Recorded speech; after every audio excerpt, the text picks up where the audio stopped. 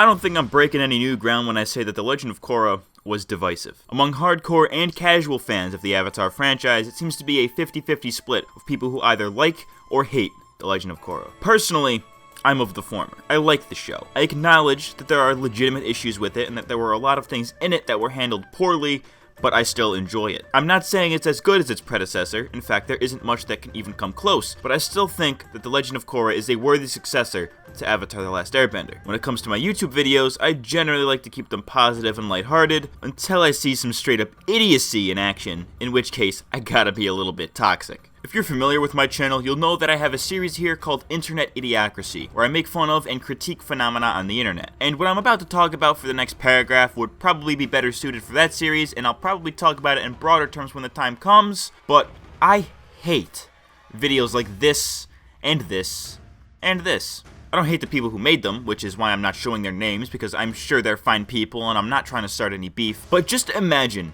making a feature-length film's worth of angry review, half of which is nitpicking every little detail, their words, not mine. In the past few years, I've seen an increase in these sensationalized titles, such as these, that continue to promote this idea that if you don't like something, you have to hate it completely, and that anyone who does like it is a moron or a butthurt fanboy or anything to that degree. Videos like these do not promote genuine discussion, and instead create these tribalist viewpoints towards not just this show, but any show or movie, for that matter. I'm just trying to focus on Korra here. I have a lot more to say on this subject, so I'll save it for another video because the point is a lot more general, and my point here in regards to Korra is that not many people dare to go outside of their comfort zone and end up in this echo chamber of either blind love or blind hate for the series when neither side is good.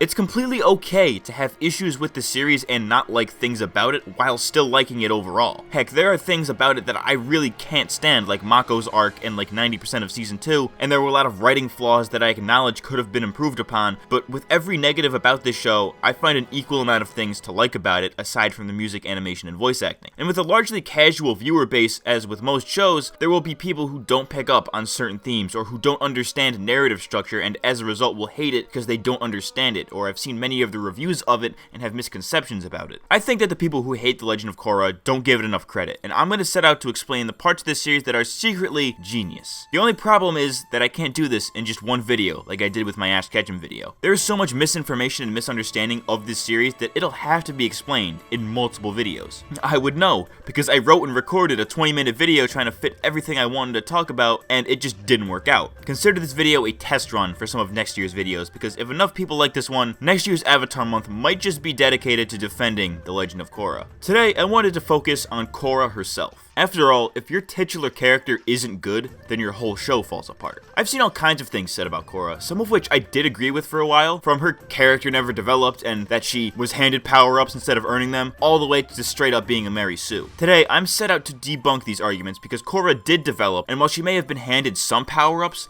they were done to further her character. So with that unnecessarily long introduction out of the way, I'm your host MattCMG, and let's get weird, let's get wild, and let's get right into this. Since Korra has seasonal story arcs, most people just assume that the same goes for the character arcs, and while it is true to some degree and for some characters, Korra's arc is overarching for the whole series. I think it's common knowledge at this point that Korra was created as the antithesis to Aang. You know, Aang didn't want to be the Avatar, Korra did, all that kind of stuff. It goes a little deeper than that, but you get the picture. They're opposites. Aang had trouble with the physical side of being the Avatar in bending, and excelled in the spiritual side of being the Avatar. As a result, Aang had a very simple arc where he was just overcoming physical challenges and trying to find different ways to solve problems, both things that strengthened his character by the end. Korra had the opposite arc in that she was already good at bending, but was horrible at spiritualism. And being written as the opposite of Aang, I think it gives off the illusion that she's regressing because we're so used to Aang. This is why a lot of people didn't like Korra as a character from the start, because we've been so used to Aang for 3 seasons that throwing a new character at us who's his exact opposite was jarring for many people. Anyways, each season challenges Korra's spiritual abilities and her mindset towards being the Avatar. In Season 1, Korra's whole identity is based around the fact that she is the Avatar and wants to be a good one. This is made apparent in the first scene of the series, where she's a little kid who already knows 3 elements. She knew she was the Avatar from a very young age, so of course she considers that her identity. She wants to fulfill her duty as the Avatar, which at the time she thinks is just beating up bad guys and solving her problems with violence. This is where her struggle with airbending begins. She finds it difficult to learn because she thinks of bending as a physical thing, not a mental thing. The first season establishes that Korra is impatient, and that's a major character flaw that she carries throughout the series, and is why she can't learn airbending. Air is the element of freedom after all, and that was something Korra never had growing up with the White Lotus, and after coming to Republic City, she was hated and ridiculed by almost everyone there because she was impatient and didn't bother to acclimate to life in the city. By leaving the South Pole, she gained physical freedom, she could go wherever she wanted, but she lost mental freedom because she has to be conscious of every action she takes in the city, so she can't be her natural reactionary self. Amon challenges all of that. While Korra is brash and reactionary, Amon is calm and calculated. Korra is defined by her ability to bend the elements. She thinks that that's all the Avatar is, and Amon takes pride in taking people's bending away, and to do so to the Avatar would be his greatest achievement. When he takes Korra's bending away, he also takes away her entire identity. This is why she doesn't just go in and face Amon directly earlier in the season, because she's afraid he'll take her identity from her. While impatience is one of her defining traits,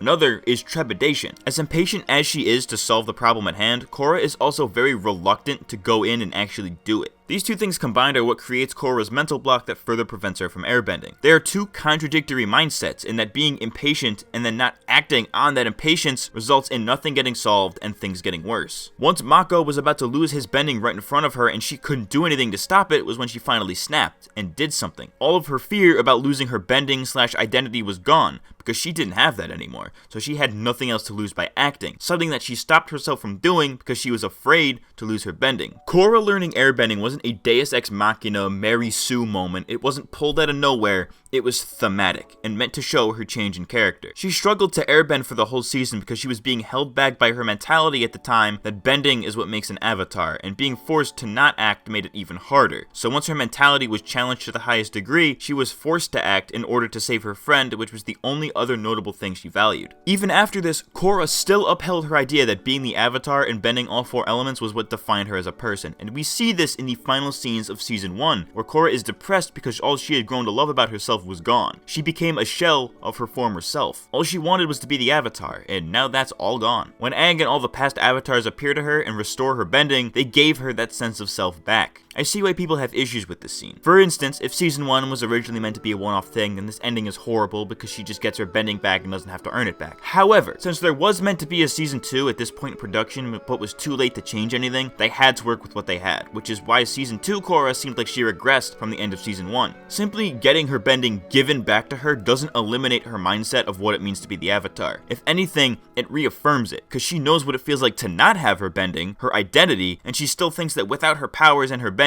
she's nothing. If bending isn't the only important thing about being the avatar, then why would every other avatar help her get that supposedly unimportant thing back? It reaffirms Korra's initial mindset that that's all the avatar is bending the elements, which serves as the basis for season 2. I am not a huge fan of season 2. It was paced horribly, half the cast did nothing, Wan was the best thing about it. In fact, I tend to agree with most of the major criticisms of it. It wasn't very good, but Korra's character is still consistent, and for that alone, season 2 is slightly better than we give it credit for. Carrying over from season 1, and based on what Tenzin told her in regards to airbending, Korra wants to learn more about the spiritual side of bending, and her spiritual duties as the avatar. She was not reset, as many people like to point out, because she has the same mindset from the end of season 1, but to a far greater extent, as I mentioned earlier. She is stubborn after all, that's another of her defining traits, so her not learning things immediately is not surprising. In season 2, she faces the same issue of losing her identity, this time in the form of Rava and her connection to the past avatars, things that she now relies on. If she loses or messes up big time like she did at the end of season 1, she knows that she'll have the past avatars to bail her out. Once she's split from Rava, she doesn't have that option anymore, and she's in the same position she was in at the end of season 1. She doesn't have that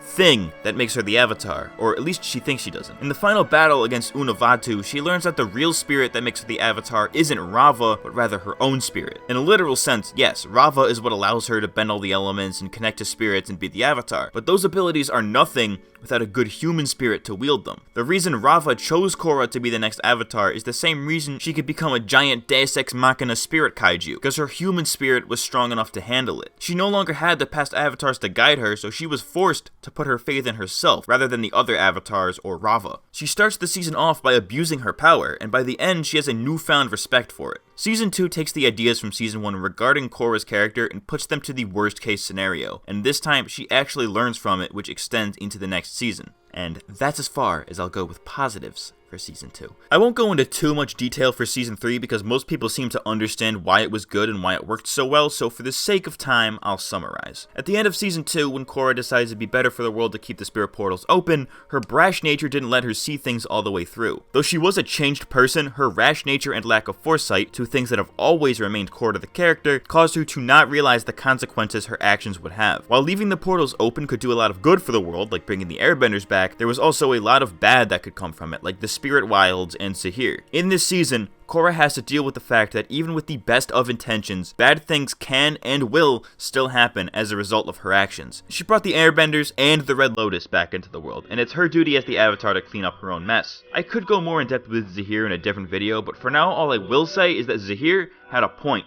in his ideology, and Korra realized that. Zahir wanted the Avatar dead and gone because a truly free world would not need the Avatar in his eyes, again causing Korra to question her identity. He made her think that the world might be better off without the Avatar because even when she solves one problem, her solution ends up making things worse, as we've seen with the spirit portals. This sent her into a deep depression even after Zahir's defeat because she was the one that allowed him to do everything he did by indirectly giving him airbending. If it weren't for the Avatar, the events of Season 3 never would have happened and nobody would have gotten hurt. So Korra views this as her fault even though she was just trying to help. Season 4 picks up after this, where Korra is back on her feet but still trying to re-find herself and find a new purpose. She thinks that her inability to perform comes from what Zahir did to her, but it really comes from within. Korra is holding herself back subconsciously by thinking that she, as the Avatar, is not needed anymore. Something that she always kinda knew and was always shown to the audience, but was only directly pointed out by Zahir and later demonstrated by Kuvira in Korra's absence. Korra's series-long arc concludes by learning that the true power of the Avatar doesn't lie in the bending or the Avatar state or Rava, but rather it lies in the content of her character and her ability to take whatever life throws at her. Season 4 concludes Korra's arc by showing that she did change over the years. The Korra from Season 1 would never have been able to take down Zahir or Kuvira, and it's because of her experiences in each major conflict that she learns something new about herself, and it exposes even more deep-seated personal issues that she needs to overcome. When people say that Korra is a terrible character who doesn't change or develop, they're simply wrong. Character arcs aren't as simple as character fight bad guy, character learn thing. They're complex machines, for lack of a better term, that put the protagonist up against odds that force them to change their worst traits and ideals. In fact,